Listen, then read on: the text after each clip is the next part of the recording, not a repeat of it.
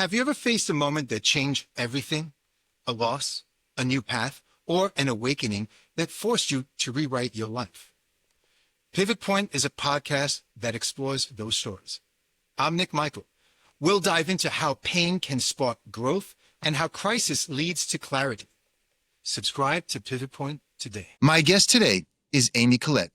Amy helps speakers, coaches, and entrepreneurs become authors by guiding them through the process of turning their lived experience, insight, and hard-earned wisdom into impactful nonfiction books. Through personalized book coaching and her Unleash Your Inner Author curriculum and community, Amy supports aspiring authors from start to finish, not just with structure and strategy, but with encouragement, clarity, and belief in their voice. Is there a defining pivot point in your life that you'd like to begin with today? So I start with them with thinking about becoming an author. That's why I call my program Unleash Your Inner Author. It's not just writer, it's author. Like, you're going to put this story out there for other folks. So it's changing that identity, right? It's getting that idea planted in their head early. Yes. So that they talk about that. But yeah, also to say, hey, you don't have to tell everything. It's not an autobiography from the moment you were born till now, right? It's curated. And so that's what I help them do, is curate exactly the message that they want to share that's going to help their audience, their readers, get to where they need to be. See, that's exactly why I think everyone working with you is so fortunate. And I mean that sincerely, because thank you so much. I know the type of person you're referring to: the overthinker, the attention to detail, the ruminating thoughts, almost the obsessive type of personality that needs to start from the beginning and get to the end, and feels that important need not to leave anything out. And when they start working in isolation, they get stuck along the way because nothing is going to come out perfect. And if they're the type that needs perfection or has a high standard, let's just say high standard, they usually trip over their own feet. And then it becomes a long Odyssey journey. I think of the Odyssey and I think of the Iliad, right, and the long journey that was taken to get back home, to get to when everything was done. And then realizing I didn't need to do it that much. Where were you when I needed you? I didn't see you, or I found you, but I ignored you, meaning your program. And then I didn't take the step and I should have done it sooner. And that whole loop begins again. And then you're telling them, well, you're respectfully telling them, everything you've written is great. And then you're saying, you don't have to, you have to rewrite it. And then they're getting obsessed over now having to redo that. And then there's a release and a relief finally from them when they can surrender. You're right. I will do it that way. And then it just flows. I can just see it. And I saw it with that person you had done that. You're listening to Pivot Point: Strategy for Change. If today's conversation resonated with you, take a moment to subscribe to the podcast and leave a review. It truly helps others find the show and supports the work we're doing here online with, which was amazing. I thought that was amazing.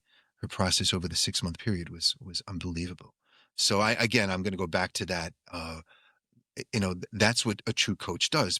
Again, you're using therapeutic methods probably naturally because you've experienced it and done it. But your goal is always the same. I need to get you to write and to tap into that inner author that you are. So embrace that, and accept that you're now. It's like when teachers start becoming teachers, they're in training, or clinicians when they have to embrace, now I'm the expert. I'm not an imposter. Mm-hmm. I'm stepping in, embrace, this is who I am. Take the critique. You see, that's the hard part for many. It's the critique, but your manner and your approach is just spot on with all of that. So if you could go back and speak to the Amy who was lying awake at night, heart pounding with fear, imagining the worst, what would you tell her now about what was about to unfold? Here you are years later. Yeah, I think that's a great technique, is to kind of, write from your older self to your younger self and vice versa. No, it's again, therapeutic again. It is a therapeutic device that works beautifully. I would, to go back to one of your previous questions, I would say, you could have been open to something sooner, asking for help sooner. That's always great advice. And I'm sure that's something that you think about in your work too, where you see people wait and suffer for months or years before they reach out to you for some therapy, some talking it out and just feeling a little bit better. So yeah, that's what I would say. Hey, Amy, it's going to be okay. But the thing is that I didn't expect at that time was that I was kind of so far down in my rut that I couldn't see out. I couldn't see what was possible. Like I said, I just wanted to feel a little incrementally better.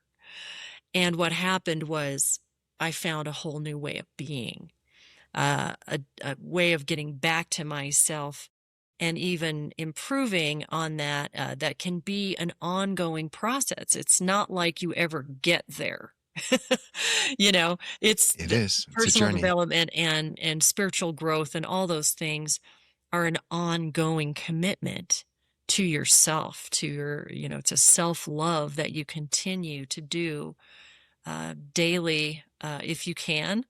I'm, like I said, big believer in habits and that daily practice that gets you incrementally to a place you couldn't even imagine. So I couldn't imagine having the life that I have now back then when I was suffering through that.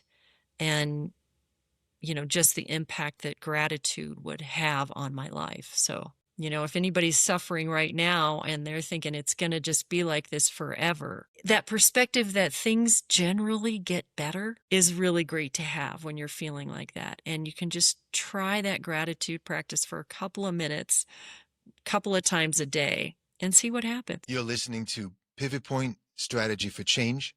If today's conversation resonated with you, take a moment to subscribe to the podcast and leave a review. It truly helps others find the show and supports the work we're doing here.